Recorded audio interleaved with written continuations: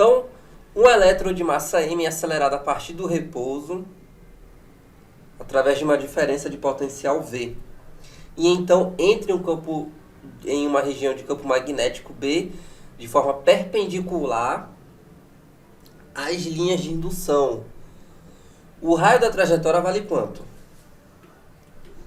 Olha só, deixa eu tomar um gole aqui de água.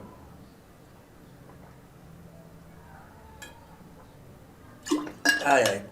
Daqui a pouco é um gole de cerveja. Vamos lá. Pra gente... lá no início de eletromagnetismo, a gente vê que força magnética... A força magnética, ela depende de três grandezas, né? A carga, a velocidade e o campo. Tem aquela equação, né, que a gente conhece. E não só isso. Aliás, eu botei esse símbolo aqui de proporcional, mas posso dizer que é igual. Bom, vou deixar proporcional por enquanto. Além disso, por exemplo, a gente está lidando com grandezas vetoriais. Então a ordem, como esses vetores estão dispostos, também importa. Os três, né? Tem aquela coisa que tem que estar perpendiculares entre si. Enfim. Então tem que ter atenção nisso. Como ele entrou, como a partícula entrou de forma perpendicular, vai ter força magnética atuando, né? Quando a partícula... tem que estar ligado nisso. Como é que a partícula está se movimentando no campo magnético? Porque se a partícula, ela com determinada carga, ela entra perpendicular às linhas de indução, perpendicular não, paralelo, nesse caso não vai ter força. Esses são os detalhes que a gente vê bem no início. Tem que dominar aquele negócio do início. Tem que dominar bem essas características que a gente vê no início de eletromagnetismo, né? De campo magnético, principalmente a parte ali de força. Bom, nesse caso aqui, não é o que está acontecendo, porque ele falou que entrou de forma perpendicular, então vai ter, sim, força magnética. Então deixa eu fazer uma representação aqui da situação. A partícula, ela vai entrar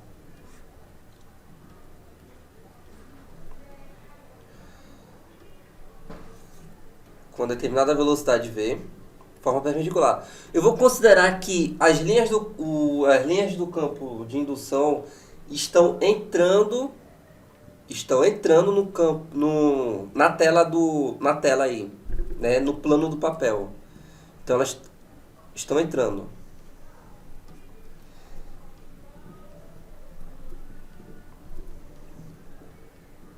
No caso, se você visse de outra perspectiva, você ia ver as linhas de indução aqui e, sei lá, uma vista lateral, né? E a partícula entrando aqui, né? Sendo perpendicular. Nesse caso, surge força. Pra gente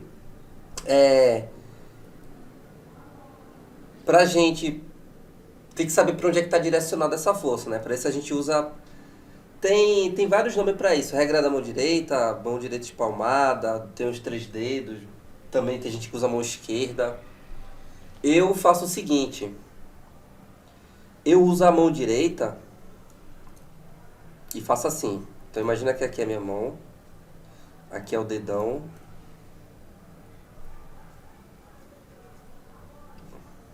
Então como é que eu faço?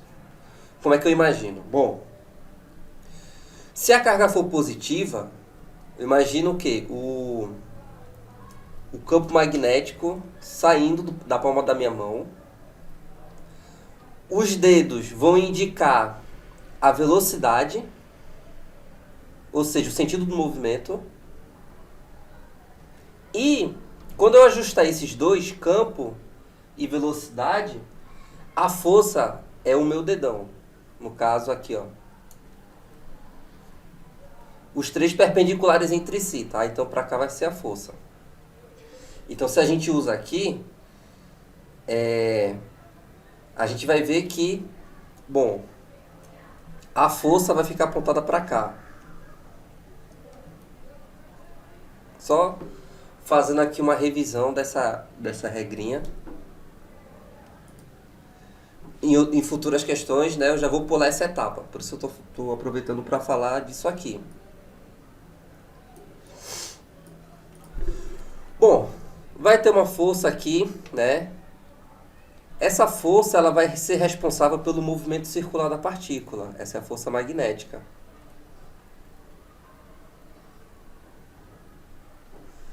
Tem um campo. Ok? Então, essa força, vou botar aqui porque, né, a partícula vai fazer uma curva aí para cima. Ela vai entrar em movimento circular uniforme. E aí a gente quer descobrir qual vai ser o raio dessa trajetória. Bom, essa força magnética, ela é responsável pela curva, né? É a força que aponta para o centro. Força que aponta para o centro é a força centrípeta, né? A gente chama de resultante centrípeta. Então, só tem uma força atuando.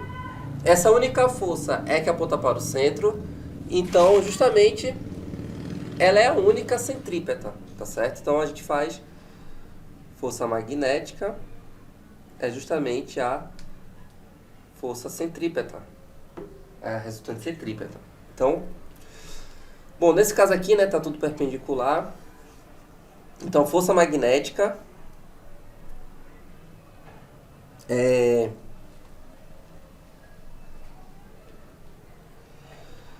carga, velocidade, intensidade do campo, força centrípeta, mv ao quadrado sobre o raio que a gente quer encontrar. Bom, então raio, isolando o raio aqui nessa equação, corto o V com V, isolando o raio nessa equação, a gente vai ter mv Q vezes B. Um resultado já memorizado por muitos já, né? Quando você vai fazendo aí bastante questão, isso aí é algo que você já coloca diretamente. Mas é importante ter certeza que você sabe o procedimento para chegar no resultado. Aí você tem carta branca, né? Tem sinal verde para poder já colocar esse resultado diretamente. Caso contrário, você vai estar... Se você usa esse resultado sem saber como é que chega, você vai estar fazendo aqui, você vai estar decorando. Mas, né, se você sabe como é que chega, então você tem sinal verde para usar. Ok. Então, vê. A massa foi fornecida. Então, eu tenho a massa, eu tenho a intensidade do campo, um elétron, né? Se é um elétron, eu também já tenho a carga, que é esse Ezinho aqui. Eu tenho a carga do elétron, que é o E. Só falta a velocidade. O raio é que eu quero encontrar, tá faltando a velocidade. Como é que eu determino essa velocidade? Olha só. Aqui a gente vai ter que lembrar lá de eletrostática, tá? Na parte ali de potencial elétrico. Quando você larga uma partícula dentro de um potencial elétrico, essa partícula vai ser essa partícula carregada, né? Ela vai ser acelerada. Como é que eu descubro essa velocidade? Como é que eu faço isso? É só usar o conceito de trabalho e energia. Beleza?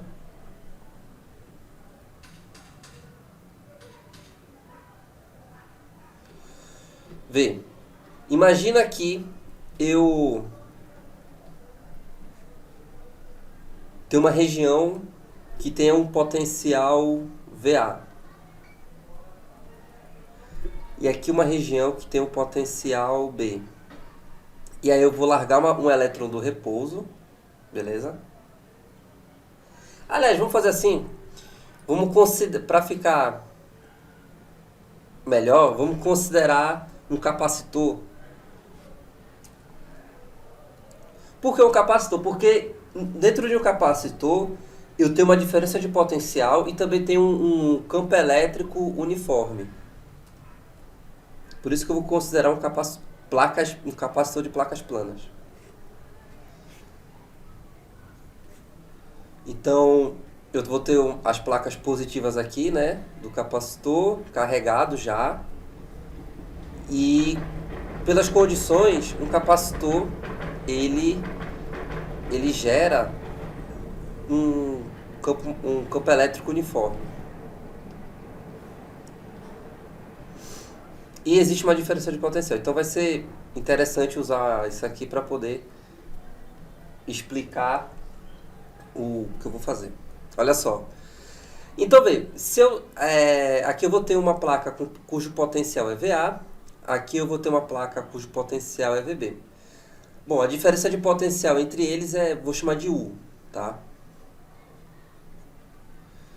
Então, VB menos VA, vou chamar de U, ok? Que é a diferença de potencial. Bom, se eu largar um elétron aqui, um elétron ele tem carga negativa, né? Se eu largar do repouso, naturalmente ele vai se movimentar para a placa B. Porque eu tenho uma força, a força elétrica que vai atuar nele, né? Vai ser direcionada aí para a esquerda, ele vai diretamente para a placa B. Bom, aliás, eu fiz besteira aqui.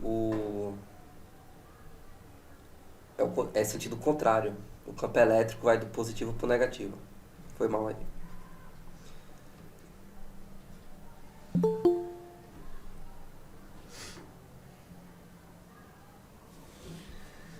Então, naturalmente, esse elétron ele vai da placa negativa para a placa positiva. Se eu liberar ele, ele vai se movimentar. Agora eu pergunto, como é que eu sei a velocidade que ele vai ter quando ele chegar na placa B? Aqui eu posso usar o conceito de trabalho e energia, que é o seguinte: o trabalho total, isso aqui a gente aprende lá em mecânica, né? Trabalho total igual a variação de energia cinética. Esse é o teorema da energia cinética. Bom, vamos lá. Qual vai ser aqui o trabalho da força elétrica nessa região aí, né? Nesse campo elétrico? Como o campo elétrico uniforme, a força elétrica ela é constante, né? Então aqui eu vou estar fazendo o trabalho de uma força constante, vai ser força elétrica vezes D. Esqueci. D é a distância entre... Posso dizer que D é a distância entre as placas, tá? Bom, variação de energia cinética.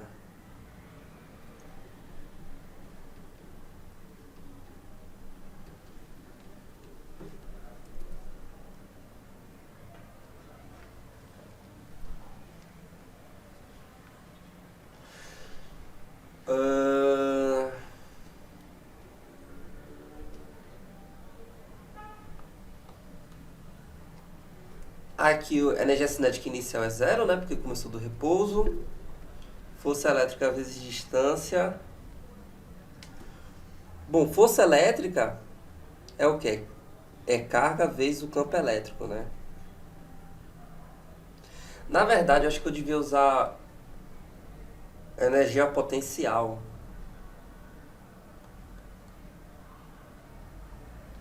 Porque eu quero mostrar que a diferença de potencial entre as placas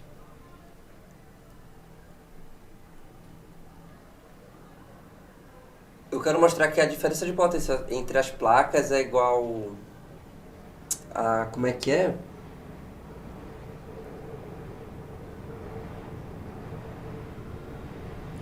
Campo elétrico vezes a distância, né? Na verdade... Não, isso aqui não vai ajudar, não. o... Quero mostrar que o trabalho realizado é Q vezes a diferença de potencial.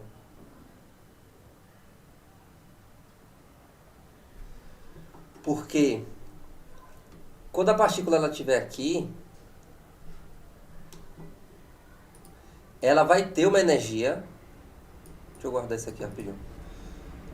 Ela vai ter uma determinada energia potencial, porque ela é uma partícula, né, que está sobre um potencial elétrico, então ela vai ter uma energia potencial elétrica. Essa energia potencial elétrica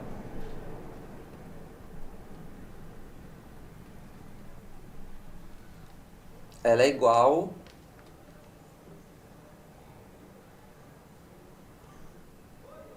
potencial elétrico, deixa eu relembrar aqui, potencial elétrico, energia sobre carga, né? Então, energia potencial é carga vezes o potencial. A energia potencial em A é essa aqui. Quando a partícula estiver aqui, o elétron no caso, a energia que ela vai ter é de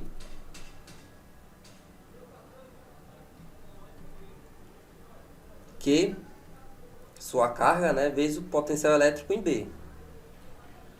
Então, essa variação de energia vai corresponder ao trabalho realizado.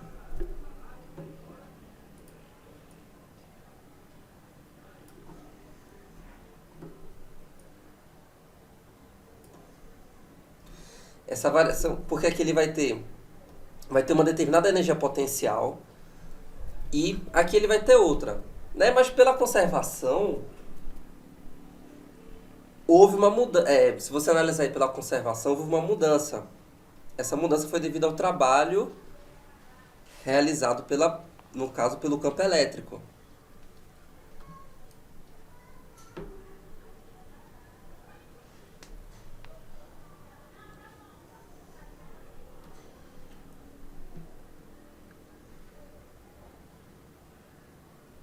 Então, justamente, o trabalho total é igual a variação de energia cinética. Eu vou calcular esse trabalho através da variação de energia e não pelo campo elétrico uniforme.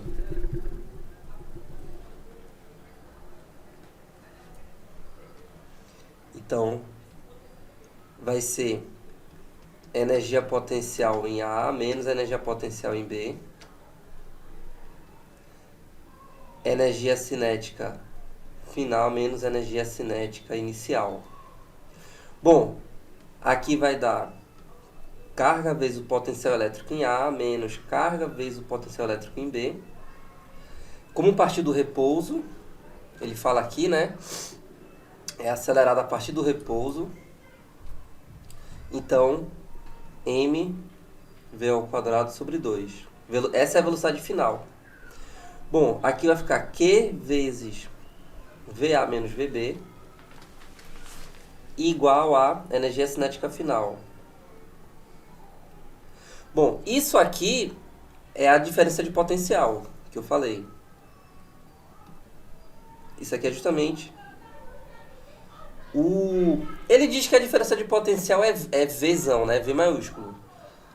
Tá, geralmente a gente pode usar o U, mas vou fazer como a questão falou, então vai ser Vzão, diferença de potencial. Então, Q vezes a diferença de potencial é igual a mv ao quadrado sobre 2. Tudo isso eu fiz para poder encontrar a velocidade. Porque é o seguinte, a partícula ela vai ser abandonada numa região que existe uma diferença de potencial do repouso. E ela vai entrar na região do campo magnético com essa velocidade V que eu acabei de encontrar. E é justamente isso que falta para a gente poder... esse V é o que falta para a gente é encontrar o raio. Então, ó, eu tenho que V ao quadrado é igual a 2Q carga, diferença de potencial sobre M. Eu vou deixar assim, em V ao quadrado, porque aí é... Cadê? Eu vou aqui, eu elevo ao quadrado. Então vamos lá, eu vou substituir esse V, mas antes de substituir, eu vou elevar ao quadrado, para ficar aqui V ao quadrado.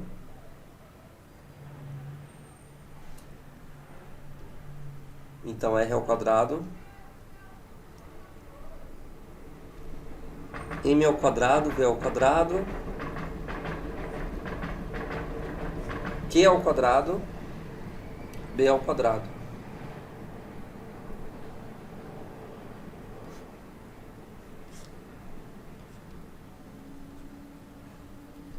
Bom, quem é V ao quadrado?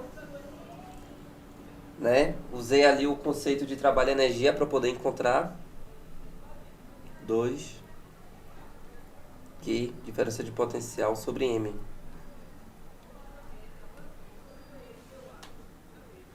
Bom, simplifica, o que dá para simplificar. Então, R ao quadrado é igual a 2mv sobre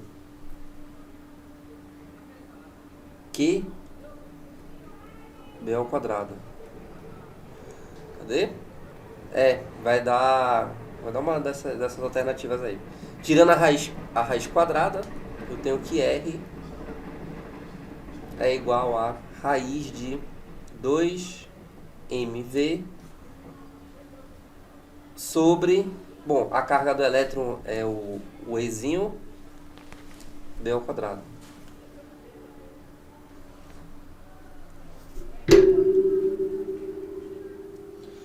Bom, assim, essa questão, por incrível que pareça, ela não é... Vai dar o quê? Letra B, né? Ela não é difícil, tá? Só apareceu longa porque aqui eu expliquei... Quis fazer aqui a demonstração da equação do raio, né? Expliquei aqui a relação de trabalho e energia para encontrar velocidade. Mas assim, quem já estudou bem a parte ali... Isso é um assunto que você estuda, né, eletromagnetismo, estudar, né, o movimento, o raio do movimento circular no campo magnético. Já iria usar isso aqui de primeira. E também quem já tem um bom domínio aí de trabalho e energia também já ia usar isso aqui de primeira. Tá certo? Então, no máximo 2 minutos aí para resolver essa questão, né? Demorou mais um pouquinho porque eu quis comentar como é que a gente ia chegar no resultado, tá certo?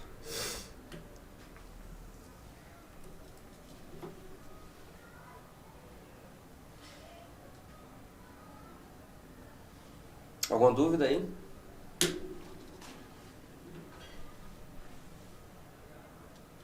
Boa.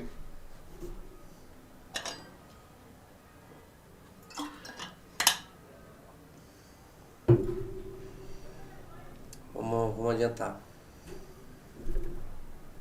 Fica uma questão que dá pra passar um bom tempo nela, né? Mas a gente tem outras pra ver, então vamos continuar.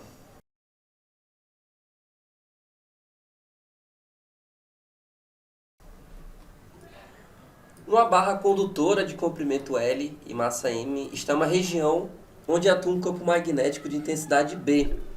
A barra está suspensa na horizontal por 2 molas de constante elástica K e é atravessada por uma corrente como mostra a figura.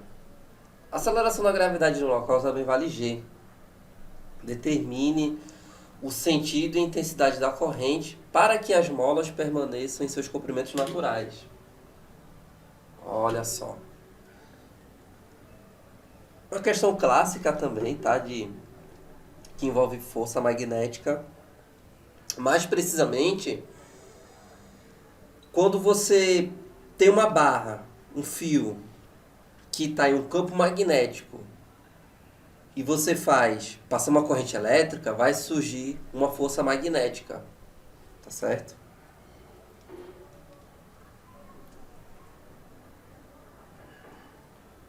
Quando a gente estuda isso nos livros, um dos assuntos que a gente vê, né, é quando tem dois fios, aí quando passa corrente elétrica, eles podem se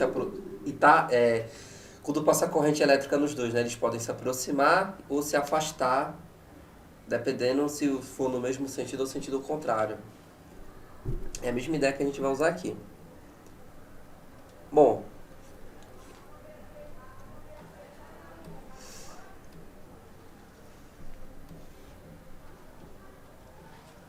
um dos bons livros que tem bastante questão massa de eletromagnetismo, envolvendo esse tipo de questão assim, força, é o Física Clássica. É muito bom.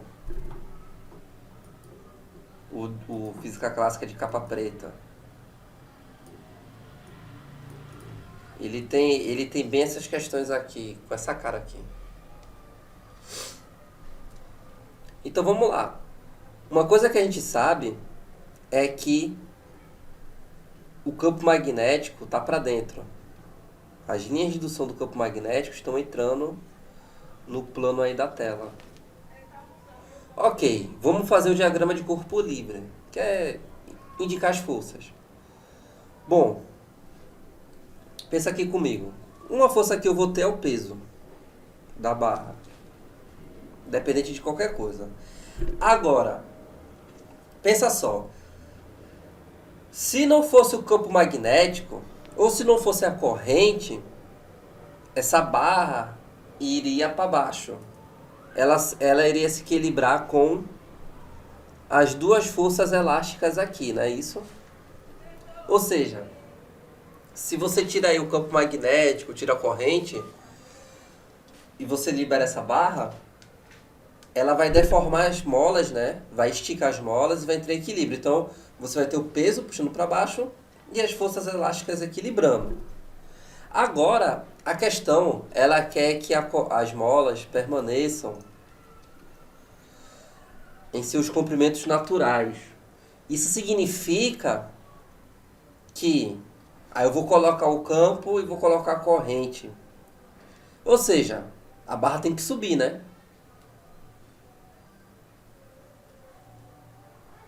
Não é isso? A barra ela tem que subir para poder voltar as molas para o seu comprimento natural, né? Porque sem o campo, sem a corrente, vão esticar, assim, elas vão esticar, né? Porque o peso está puxando para baixo. Bom, agora se você tira, quer dizer, se você colocar aí um campo magnético é uma corrente e ele quer que não fique deformado, ou seja, ele quer que a mola fique no seu comprimento natural, né? Perca a deformação e fique no seu comprimento natural. Para isso a barra tem que subir. Para ela subir tem que ter uma força, né? E vai ser justamente essa força devido ao campo e à corrente que vai eliminar as forças elásticas, tá? E aí vai ficar no comprimento natural. E como é que a gente calcula isso? Como é que a gente calcula essa força?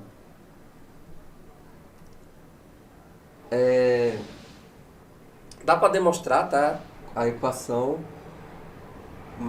Mas já vou colocar aqui, ó. Campo. Intensidade do campo. É bem simples de demonstrar isso aqui. Corrente elétrica vezes o comprimento da barra. Ok? Já conheciam já essa equação? Não, eu ainda não cheguei nessa matéria. E aí, Luiz, já conhecia essa equação? É, sim, eu já. Beleza. Mas quando você for estudar lá, você vai ver. É bem simples de mostrar, tá? Então, vamos lá. Aqui também a gente usa a regra da mão direita. Então, vê. A força tem que estar para cima, o campo está entrando, então a corrente elétrica ela tem que ser para direita. Corrente elétrica tem que ser para a direita. Vamos lá. E essa força é que vai equilibrar com o peso, tá certo? Eu não vou ter força elástica, porque as molas não vão estar deformadas. A condição é essa. Então, esse F vai ser igual ao peso. Ou seja, eu posso igualar mg igual a BIL. Ele quer saber a intensidade da corrente, então a corrente é igual a mg sobre BL.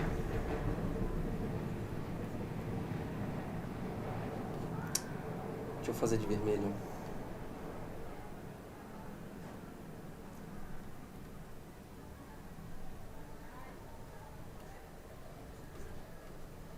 Bom, vamos lá. Corrente para a direita e MGBL. Letra E.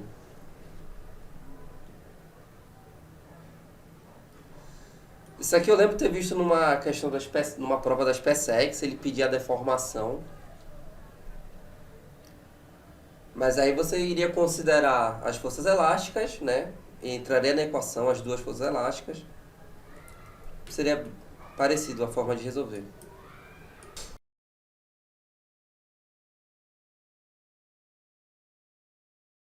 Três. Uma partícula, agora sim o negócio começa a ficar interessante.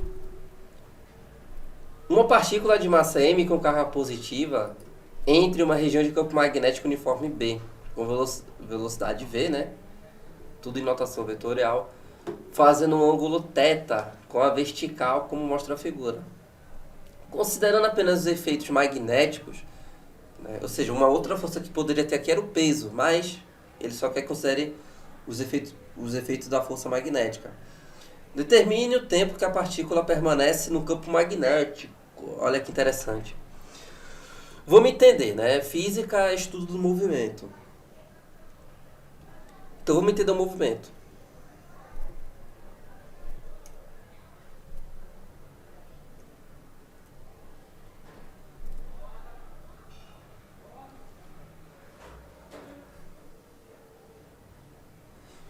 Olha só, a partícula ela vai entrar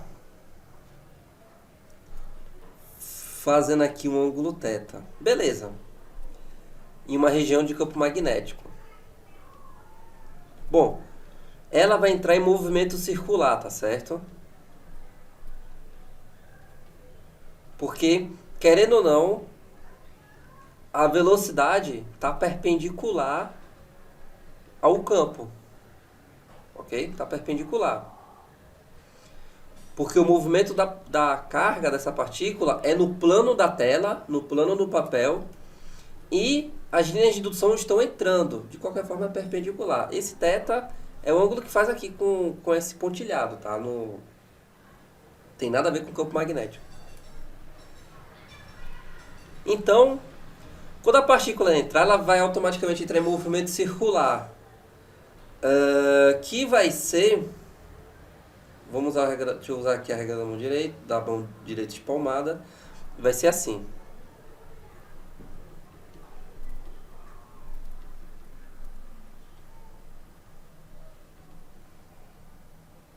Tá? E ela vai sair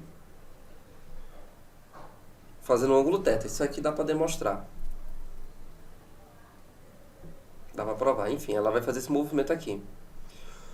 Ok. O que a gente pode encontrar é o raio é esse raio. O raio dessa trajetória circular. Que, a gente viu lá no início, é mv sobre qb.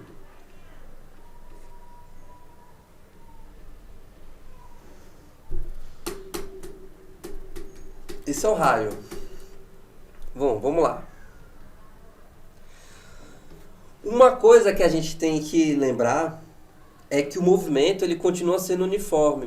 Ele vai ser circular uniforme. Por quê?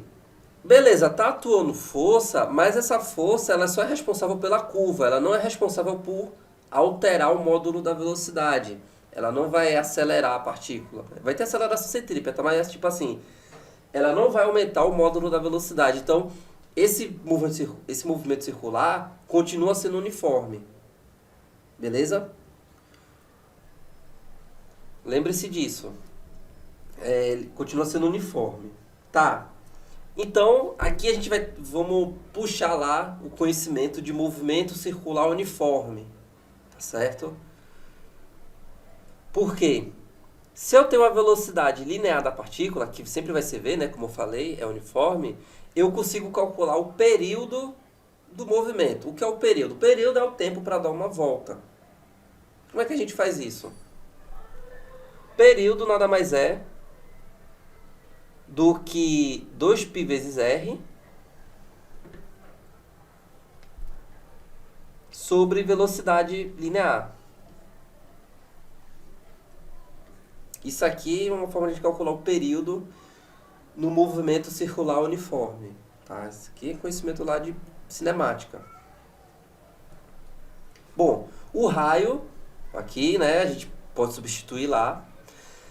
O restante ele forneceu pra gente carga, campo, massa, velocidade, tudo certinho, ele já forneceu pra gente.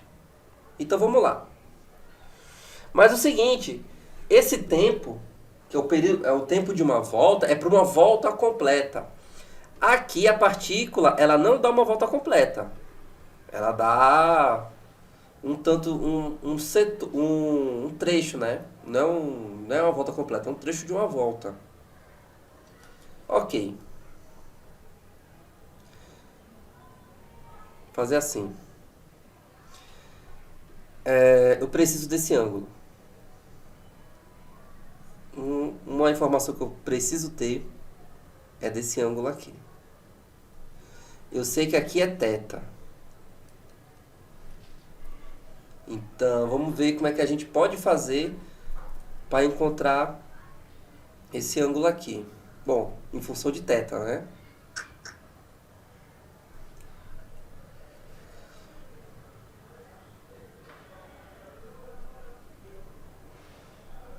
Bom, como eu falei, ele vai sair aqui e aqui também vai ser θ.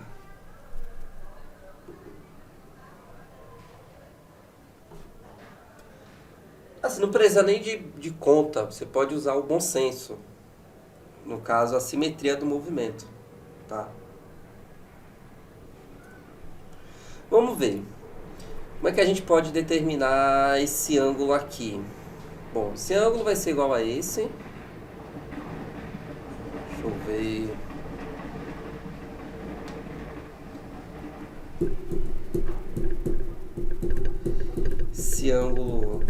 Esses ângulos aí. Ali é θ.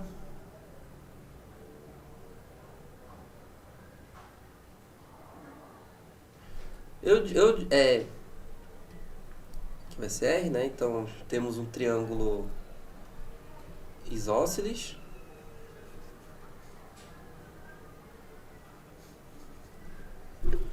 Vamos ver. Se alguém tiver alguma ideia é só falar.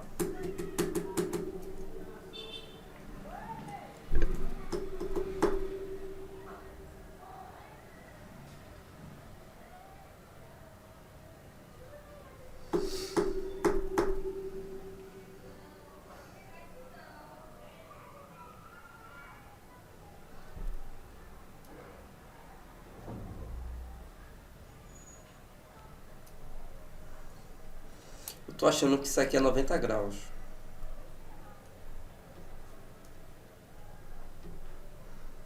Tô achando que isso aqui é 90 graus. Por quê? Porque o vetor velocidade, ele é sempre tangente no movimento circular, certo? Quem estudou o movimento circular vai lembrar disso. Isso aqui é sempre perpendicular, ok? Porque é tangente, né? Ou seja, sempre vai fazer 90 graus com raio. O vetor velocidade sempre vai fazer 90 graus com é o vetor velocidade. Do mesmo jeito aqui, ele vai entrar aqui, ó, nessa direção, fazendo justamente 90 graus. Isso, pronto, matei a questão. Aqui é 90. Ou seja, aqui esse ângulo vale 90 menos θ, π sobre 2 menos θ, assim como aqui também vale π sobre 2 menos θ, né? Que é 90 menos θ. Beleza. Eu acabei de falar que esse... É óbvio, né, que esse triângulo ele é isósceles. Você pode conferir isso pelo raio. Raios iguais. E aí você consegue ver que esse ângulo vai ser justamente, vão ser iguais, né? Bom, vamos lá, vamos devagarzinho. Vou chamar esse ângulo aqui de alfa. Então eu tenho que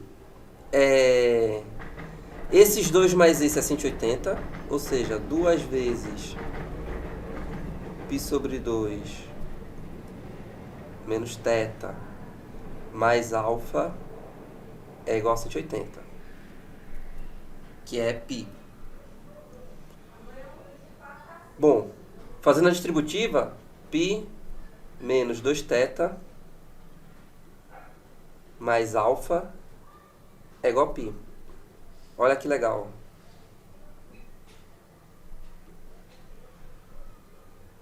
Então eu tenho que alfa é 2θ. Então isso aqui é 2 vezes o ângulo θ, esse alfa. Mas eu quero aquele ângulo vermelho. Bom, alfa mais... vou chamar de gama. Alfa mais gama é 2π. Bom, 2π, né? Alfa é 2θ, então gama, já resolvendo aqui, eu vou botar o 2 em evidência, vai ficar π menos θ. Porque fica 2π menos 2θ, que é π menos θ. Um pouquinho de geometria aí, né, pra gente praticar. De repente virou um problema de geometria. Mas enfim, por que eu quis achar esse ângulo? Isso aqui eu posso fazer regra de 3, porque é proporcional. Esse é o tempo para uma volta completa. Se fosse metade, eu dividiria por 2. Metade é o quê? Π sobre 2.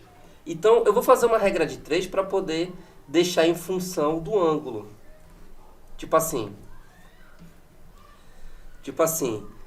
aquele é o tempo período t, caso ele desse uma volta completa. Uma volta completa é 2π.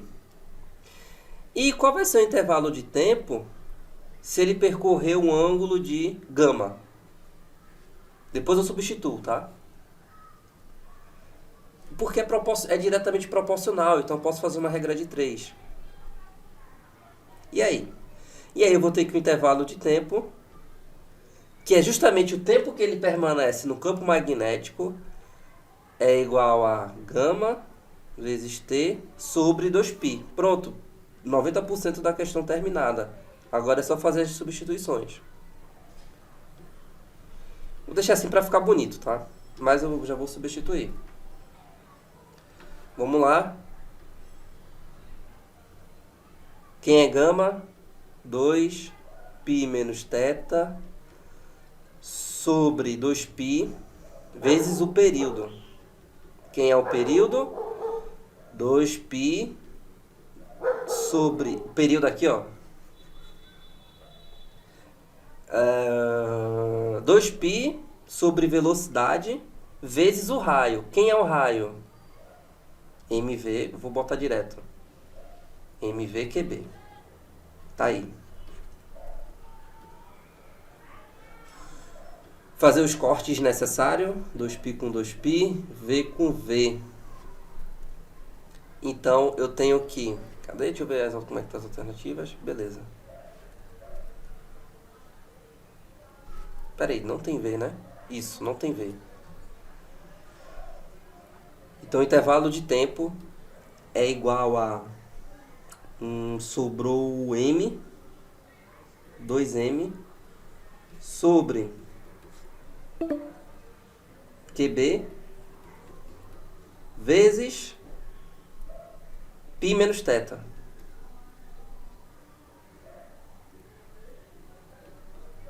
Pronto. 2π QB, quer dizer, 2m QB π menos θ. Letra A.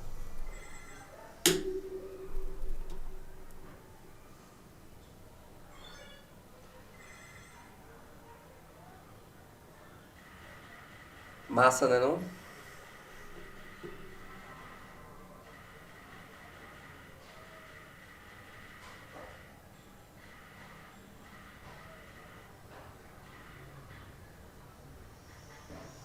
Bem difícil essa. Bem, tem bastante coisa.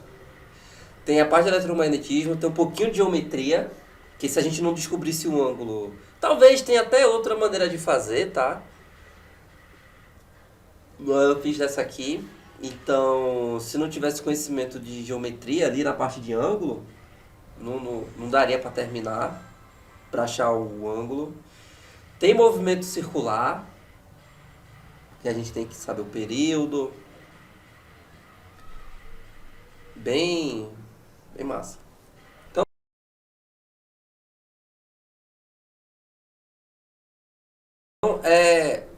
essas questões aqui são questões que vale a pena você guardar para estudar. Então, quando for estudar o assunto, revisar, sei lá, ou já estiver estudando um assunto, né? Essas são boas questões para você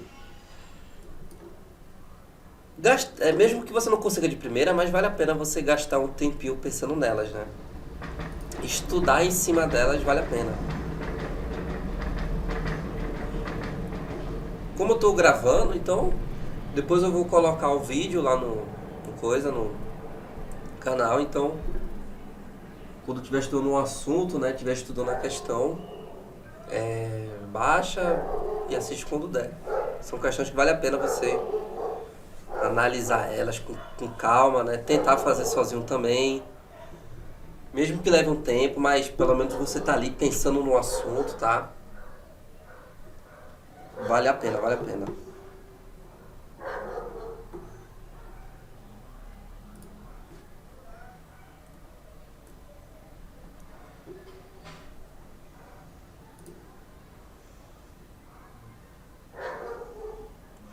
Depois que você estuda o assunto, né, lê aquela parte da explicação, né, teoria, já entendeu tudo aquilo, você complementa estudando em cima dos exercícios, dos problemas. Então, existem várias questões que vale a pena você parar para ficar cozinhando ela na mente, né?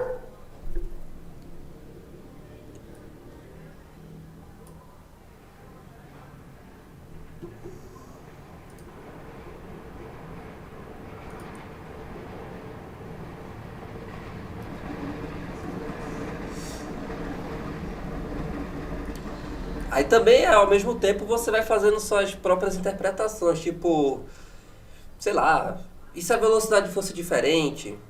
E se o ângulo fosse diferente? Né? E se tal coisa? E se não tivesse, sei lá, campo magnético? E se não tivesse carga, como é que seria?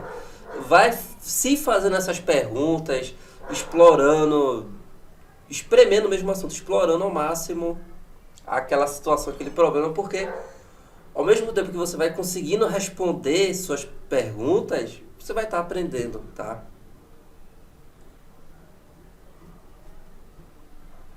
Então vamos lá. Uma carga Q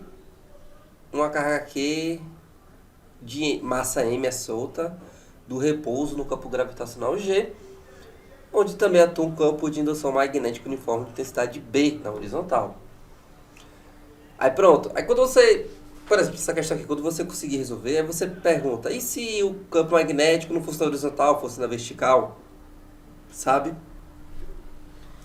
Vai estudando em cima das questões que vale a pena. Assinale a opção que fornece a altura percorrida pela massa M desde o repouso até um ponto mais baixo de sua trajetória, onde ela fica sujeita a uma aceleração igual e oposta à que tinha no início. No início ela tinha aceleração na gravidade, né? Ela estava sendo acelerada com o campo gravitacional. Então vamos lá. Partícula, vamos desenhar aqui. A partícula de massa M e carga Q vai sair aqui do repouso nessa altura. Ok. Nós temos um campo gravitacional e também nós temos um campo magnético, que é o campo gravitacional sempre na vertical, né? Campo magnético na horizontal. Beleza. O que é que vai acontecer? Como eu falei, física é o estudo do movimento, então a gente tem que estar acostumado a imaginar as coisas acontecendo. Tem que imaginar as coisas acontecendo, tá certo? Então, por isso também tem que ter uma mente bem criativa. Então, o que é que vai acontecer quando eu largar essa partícula? Ela vai caindo. A gente sabe que a força, como tem um campo magnético, vai surgir força magnética, né? Para ter força magnética, tem que ter uma carga em movimento, ou seja, uma carga com velocidade. Ou seja, conforme a partícula vai caindo, ela vai estar em movimento acelerado, inicialmente. Ela vai ganhando velocidade, portanto, ela vai ganhar também força magnética. Então vamos lá, inicialmente ela vai estar caindo aqui, a velocidade vai estar apontada para cá, e como é que vai ficar a direção da força? Aliás, vamos fazer o seguinte, para facilitar, como o campo magnético é na horizontal, tanto faz se é para a direita, para a esquerda, para dentro ou para fora. O importante é estar na horizontal. Então vamos considerar que esteja para dentro.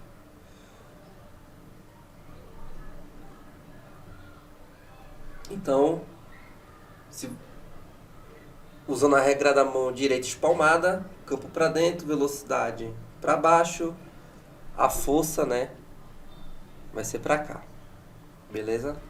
Bom, o movimento ele não vai ser exatamente circular, porque essa velocidade vai variar, e como a gente sabe, o raio mv/qb, bom, a velocidade vai alterar, vai variar, o resto permanece constante, então o raio muda. Conforme a velocidade aumenta, o raio também aumenta. Ok? Então não vai ser exatamente circular.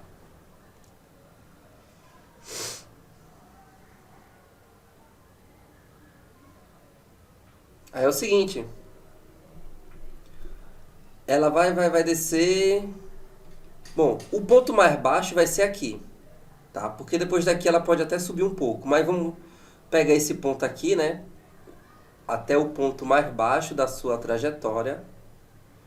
Então, vê, nesse ponto, ela vai continuar com a velocidade V para cá. Ela vai ter uma velocidade na horizontal, beleza? Porque, né? A força magnética está fazendo isso. Então, nesse ponto, ela vai ter de forças o peso e força magnética. E vai ter uma determinada velocidade. Vou chamar de velhinha. Porque vai ser diferente, beleza? Aliás, vamos chamar de V0 e V. Diferenciar desse jeito.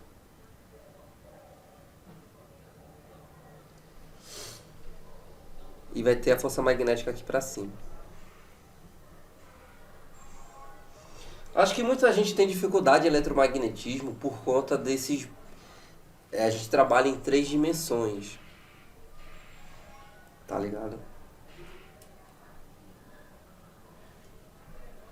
Vai trabalhar nas 3 dimensões, porque tem um campo para um lado, força para o outro, velocidade para outra direção. Enfim, se você for analisar o movimento da partícula passo a passo, você vai ver que vai ser mais ou menos assim. Tipo assim, né? Aqui ela está no repouso, mas beleza, ela vai caindo. Sei lá, em algum momento aqui da trajetória, ela vai ter de força o peso e a força magnética. Força magnética sempre apontando, né, para o centro de curva.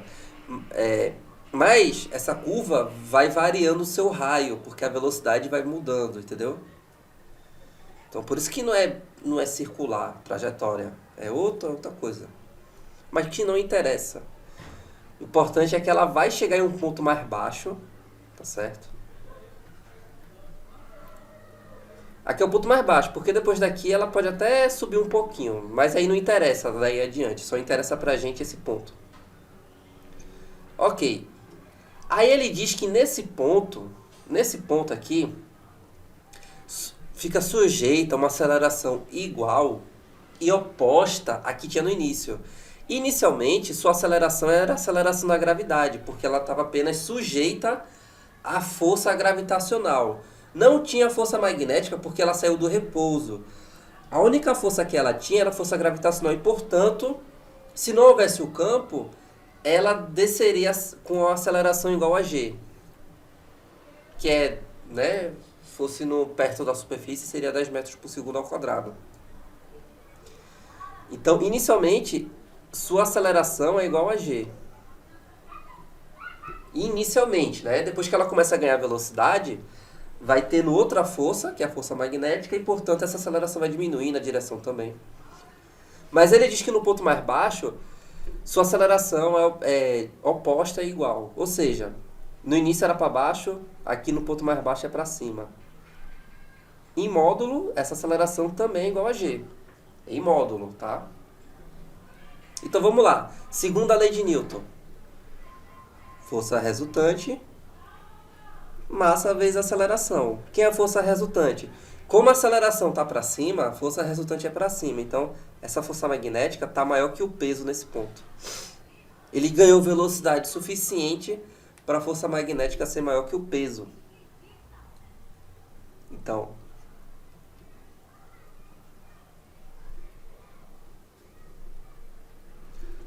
m vezes g. Tá certo? A aceleração é igual a g. Aceleração resultante. Quem é força magnética? Força magnética Q V vezes B. Eita. mg igual a mg. Ou seja, Q V vezes B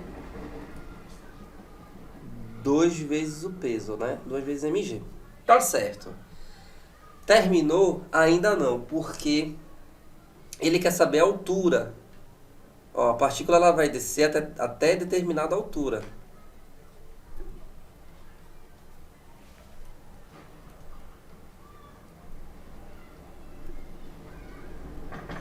E aí, meus amigos, vem uma coisa interessante, que a gente até estuda isso lá em eletromagnetismo, mas muita gente, eu mesmo na época nem dei muita bola. Eu confesso que a primeira vez que eu estudei eletromagnetismo, nem dei muita bola, mas depois que eu apanhei pra caramba em física, eu aprendi a dar valor a cada informação dada na teoria. Que é o seguinte, aqui eu posso usar conservação de energia porque força magnética não realiza trabalho. Eu só tenho uma força conservativa, que é o peso, eu posso usar conservação de energia, enfim. Eu não tenho força resultante aí. Tipo assim, né? Eu tenho apenas o peso, que é uma força conservativa. Tipo assim, eu não tenho uma força externa. Não é questão de força resultante, é questão de força externa. Porque a gente sabe que quando a gente usa tem força externa, a energia mecânica não se conserva. Aí tem que usar o teorema da energia cinética, né? Trabalho total igual a variação da energia cinética. Nesse caso, eu não tenho força externa. o campo magnético não realiza trabalho. Por quê? Porque é sempre perpendicular à trajetória. Eu tinha visto isso numa explicação, estudando, e nem dei muita bola, depois eu vi que isso era importante, né? E aí eu comecei a dar muito mais importância a esses detalhes que a gente vê estudando em resolução de questão também, tá? Então, como não há, assim, como não há força externa, tipo assim, o campo não realiza trabalho, eu posso usar conservação de energia. Ou seja, energia mecânica inicial é igual a energia mecânica final. Então, inicialmente, eu vou adotar aqui como meu nível de referência. Agora virou aqueles problemas de mecânica, de uma partícula caindo de uma descendo uma rampa, qual é a velocidade no final. Virou esse problema aqui, tá?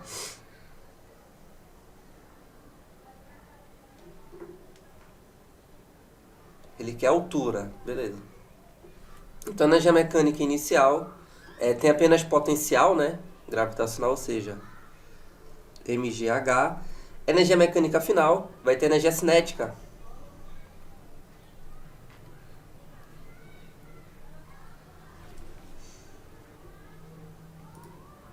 Deixa eu organizar aqui. Pronto. Olha só. Então, V ao quadrado é igual a 2GH. Pronto.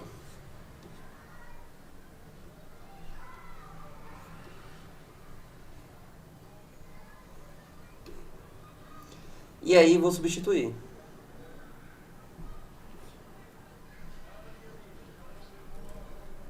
Substituir aqui. Bom, para isso eu vou levar ao quadrado.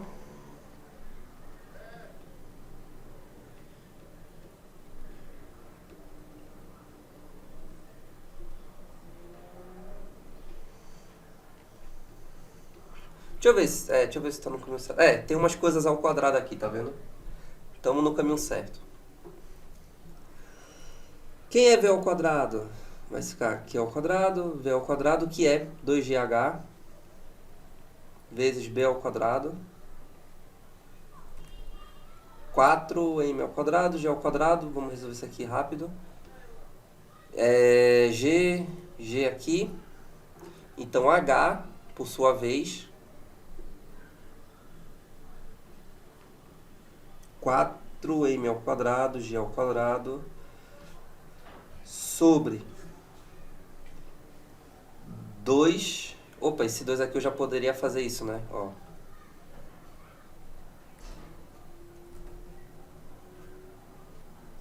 Dois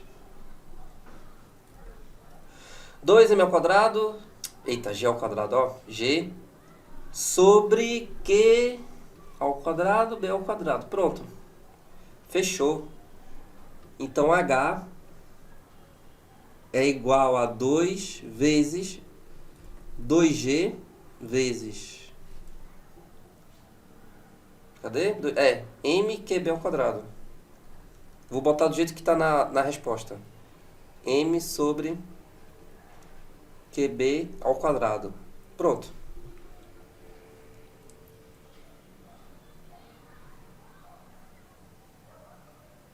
Letra C.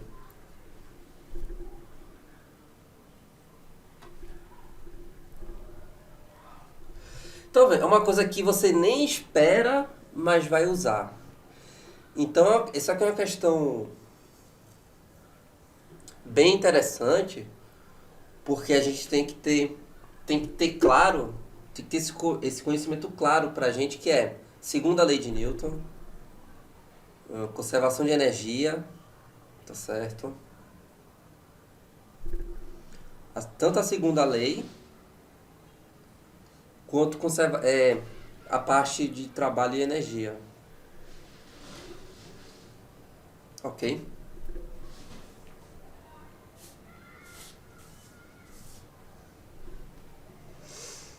Deu para entender? Ótimo.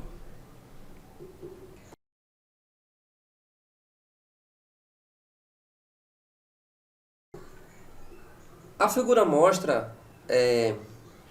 Foi o seguinte, eu vou fazer só essa aqui, porque tô começando a sentir minha garganta aqui, tá ligado? Garganta tá um pouco... Eu gravei aula aqui só hoje, falei pra caramba. Minha garganta tá ficando meio... tá doendo um pouquinho. Então vamos fazer essa aqui. Aí as outras questões eu deixo pra próxima aula, ou então eu mando a resolução separado lá no Telegram. Bom, a figura mostra uma partícula de massa M e carga Q positiva numa região com campo magnético B, constante e uniforme, orientado positivamente no eixo X. A partícula é então lançada com velocidade inicial v no plano XY, formando um ângulo θ indicado, e passa pelo ponto P no eixo X, a uma distância d do ponto de lançamento. Essa é a alternativa correta. Vamos construir o problema, depois a gente vai para as alternativas. Como eu falei, a gente tem em eletromagnetismo, a gente lida com movimentos nas 3 dimensões. Então é importante ter clareza nesses movimentos. Então eu vou fazer aqui uma representação desse movimento. Olha só.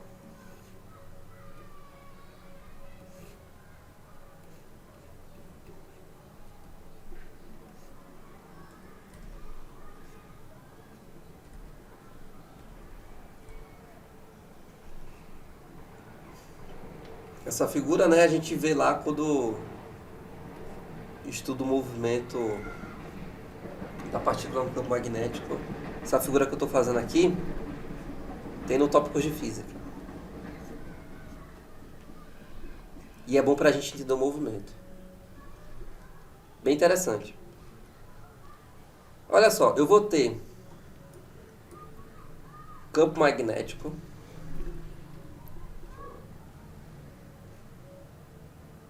Vou fazer aqui embaixo.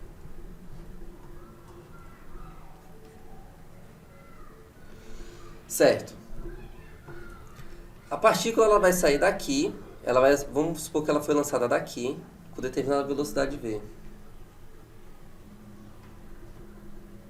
Beleza? Vamos fazendo um ângulo θ.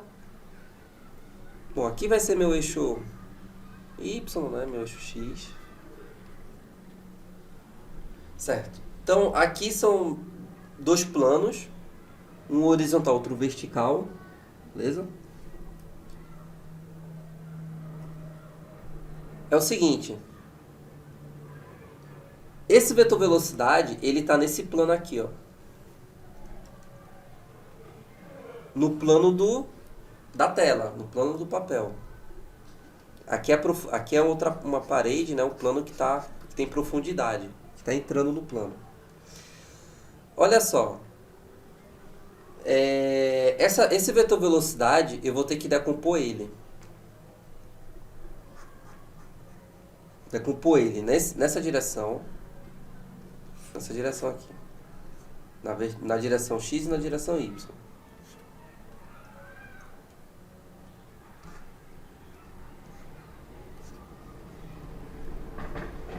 VY, VX. Acontece que apenas uma dessas componentes vai fazer surgir força magnética. É aquela componente que é perpendicular ao campo, ou seja, VY. VX, essa componente da velocidade, ela não é responsável pela força, ela só é responsável pelo deslocamento da partícula, porque o movimento vai ser o seguinte. Quando eu lançar a partícula, ela é o seguinte, se não fosse Vx, ela entraria em movimento circular aqui. Ficaria aqui fazendo movimento circular, tá? Nesse plano. Mas como eu tenho uma componente Vx, essa componente Vx vai arrastar esse movimento circular. Então o movimento ele vai ser mais ou menos assim, ó.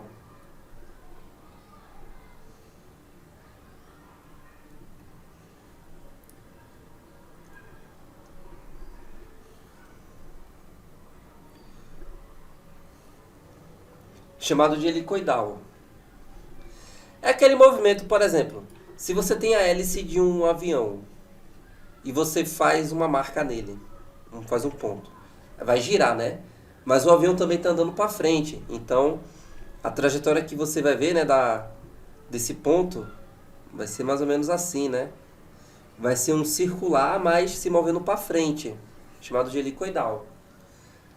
Então, eu fazendo esse lançamento dessa partícula nessas condições, esse vai ser assim vai ser sua trajetória. Ok?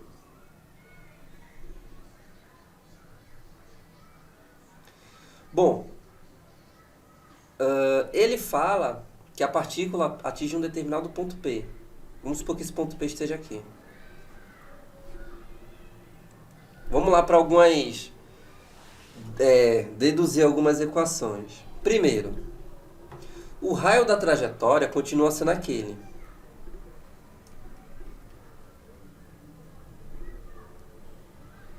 mv. Porém, essa velocidade é a velocidade que é responsável pela força magnética, ou seja, Vy sobre Q vezes B. Tá certo. O movimento circular, ele é uniforme. Então, em intervalos de tempos iguais, ele translada distâncias iguais. Então, tipo, essa distância é igual a essa distância. Entendeu? Ele vai...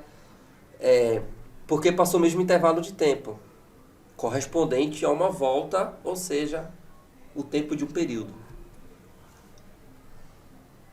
Então é o seguinte.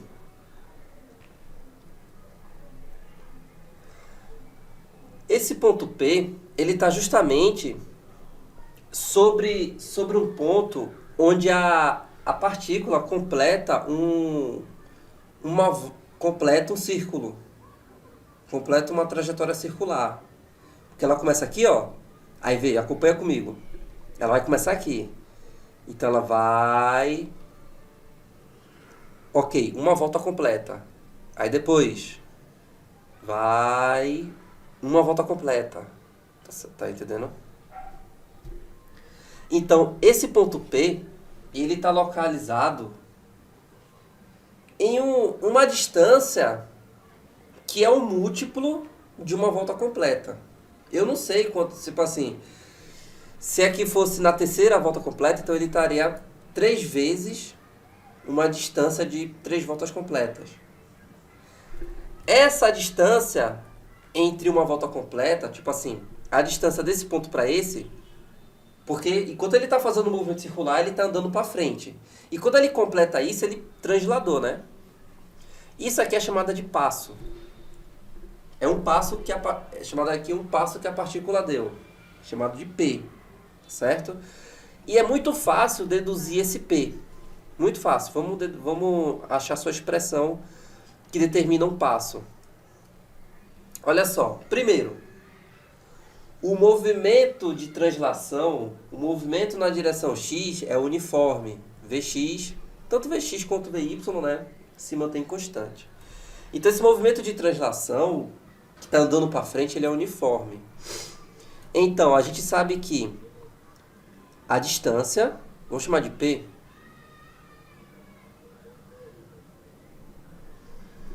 ela é igual, que é o passo, né? No movimento uniforme, distância é velocidade pelo intervalo vezes o intervalo de tempo. Ó, distância, no movimento uniforme, né? A gente sabe disso. É o produto da velocidade pelo intervalo de tempo. Acontece que essa distância, eu vou chamar de passo P. A velocidade é Vx. E esse intervalo de tempo corresponde ao período. Pronto. Vamos continuar.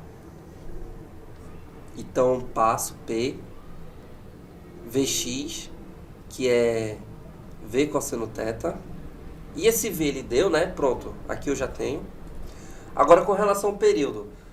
Período a gente viu na questão anterior, que é... Como é o tempo para dar uma volta, a gente pode lembrar lá do movimento uniforme. Que vai ser 2π vezes o raio, que é movimento circular uniforme, 2π vezes o raio sobre VY. Tá? Por que VY? VY porque é a velocidade do movimento circular. Vx é de translação. Vy é o que causa o movimento, do movimento circular, tá? Então, V cosseno θ 2π sobre Vy. Quem é o raio? Aqui, ó. O raio da trajetória.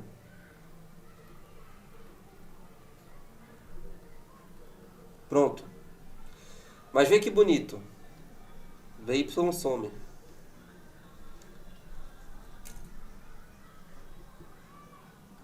Então, esse P, um passo no caso, corresponde a 2π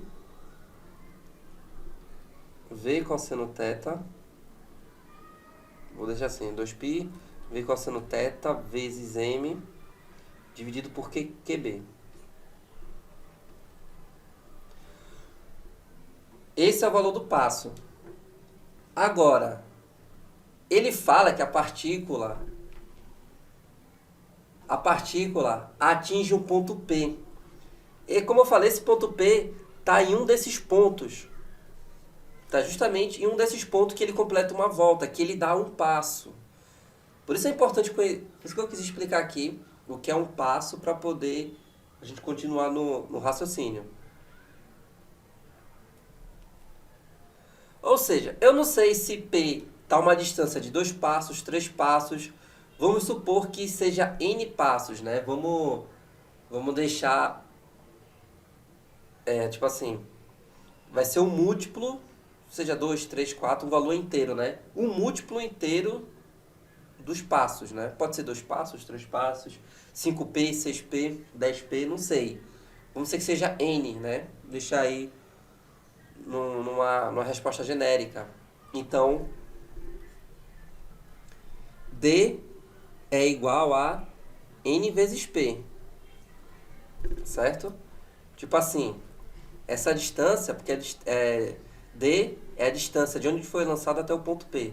Então aqui eu posso ter, sei lá, um passo, um P, 2P, 3P, sei lá, um valor inteiro de P. Porque justamente ele afirma que a partícula passa pelo ponto P, tá certo? Então eu posso dizer que D é igual a NP. D, NP. Quem é P? P, 2π, V, cosseno θ vezes M, dividido por QB. Ali na letra A, ele fala: o produto DQB deve ser múltiplo de 2π mv cosseno θ. Justamente.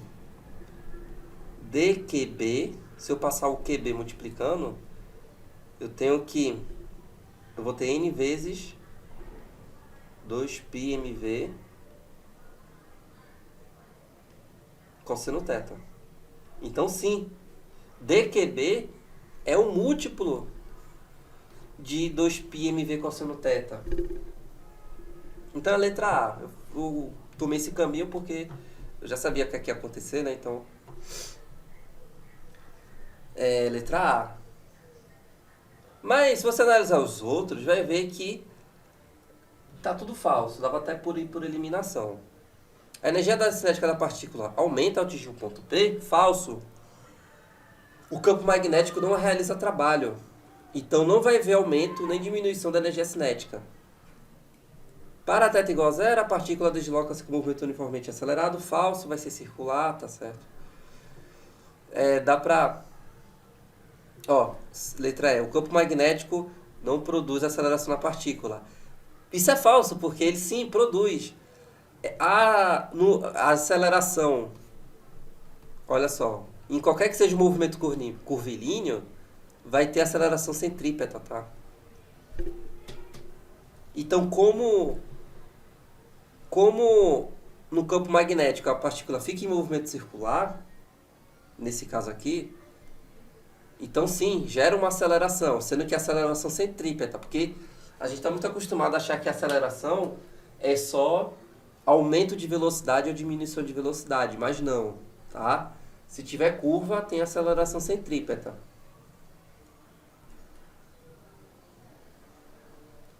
Isso aí é a primeira lei de Newton, tá?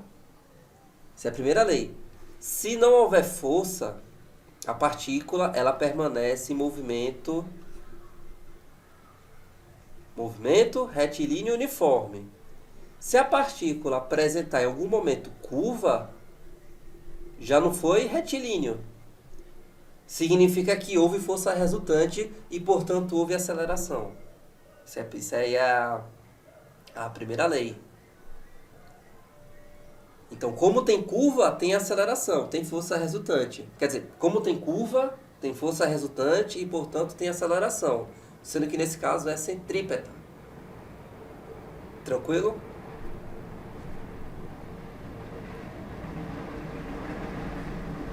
Deu pra entender?